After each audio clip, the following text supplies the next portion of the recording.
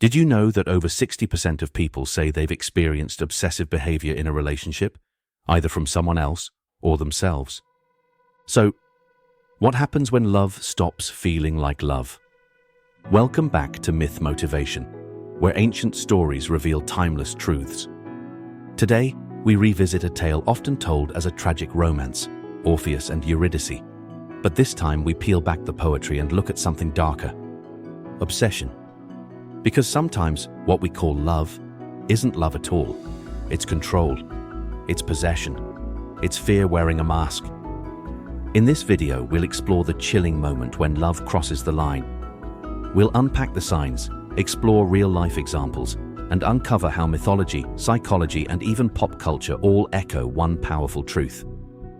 Real love sets you free. Obsession holds you hostage. The story goes like this.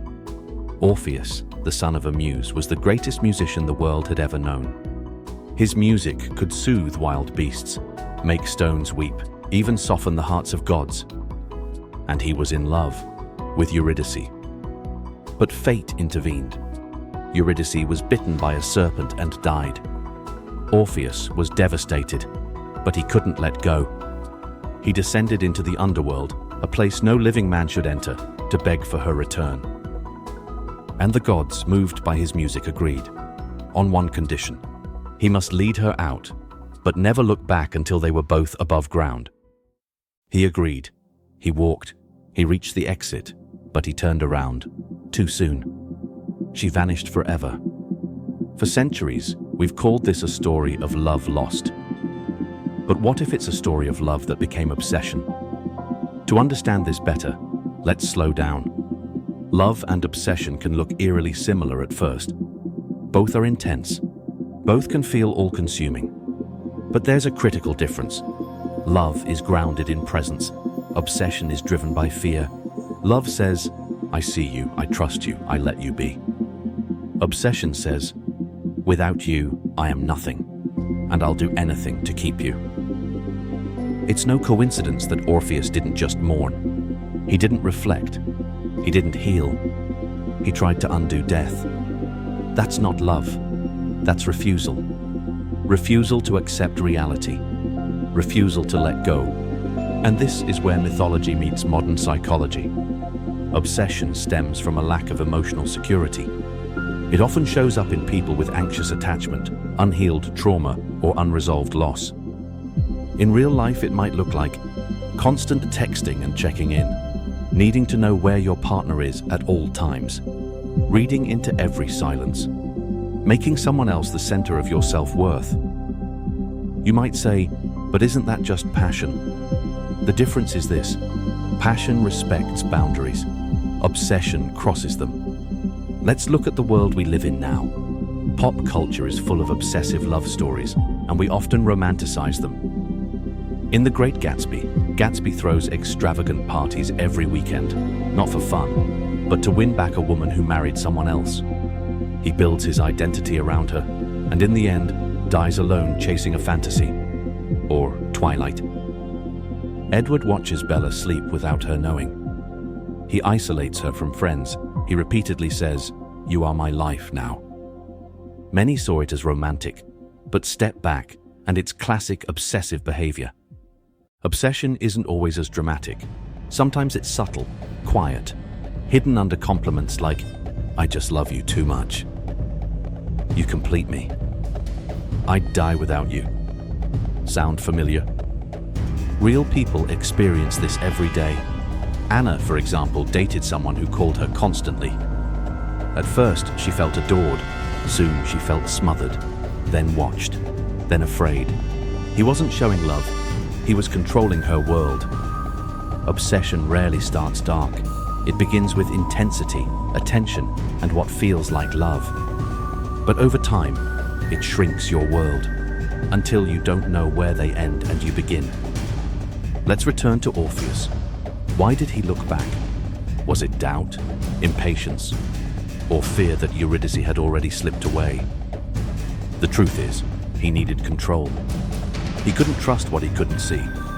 He needed to know she was behind him. That's the moment obsession reveals itself, when trust vanishes and control takes its place. He didn't wait, he didn't believe. He looked, and in doing so lost her forever. In myth, the gods gave him a chance, but his inability to surrender, his need for reassurance, destroyed everything he fought for.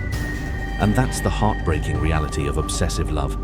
It clings so tightly that it suffocates what it wants to save.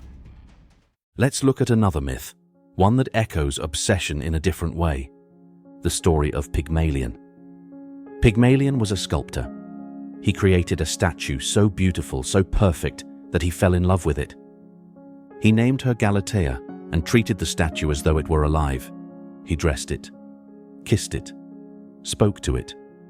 He prayed to the goddess Aphrodite, and eventually she granted his wish. She brought the statue to life.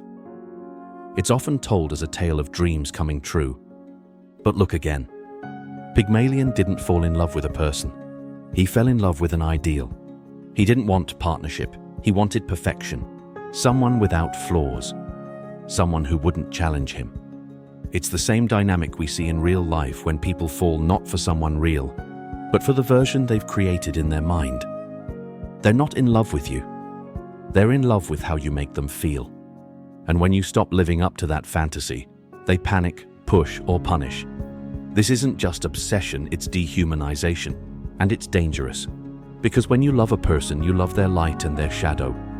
But when you love a fantasy, you reject anything that feels inconvenient or difficult. So how do we protect ourselves from obsessive love? How do we spot the difference before it's too late? Here are a few signs. You're always anxious when they're not around. You feel worthless without their approval. You abandon your own needs to keep them happy. You imagine dramatic endings or ultimatums often. You make them responsible for your emotions. You don't feel like yourself anymore. Love should empower you, not erase you. It should nurture your growth, not feed on your fear. And when you love someone, truly love them, you let them grow, you let them change. You let them choose you over and over. You don't trap them in a version of the past. Remember the myth of Narcissus? He stared at his reflection so long he drowned in it. That's obsession too. Not with another person, but with an ideal. With the illusion of control. Whether it's Orpheus trying to reverse fate, Pygmalion sculpting his fantasy, or Narcissus falling into his own image, all of them lost what was real in pursuit of what was unreachable. So let's reframe these myths. Orpheus didn't lose Eurydice because the gods were cruel. He lost her because he couldn't let go of what he wanted her to be. He couldn't trust the journey. He couldn't surrender. Obsession at its core is the fear of loss. But real love is the courage to let go, to trust, to love someone without needing to own them, to choose freedom, not fear. But maybe the most important part of this conversation isn't just recognizing obsession, it's what comes after.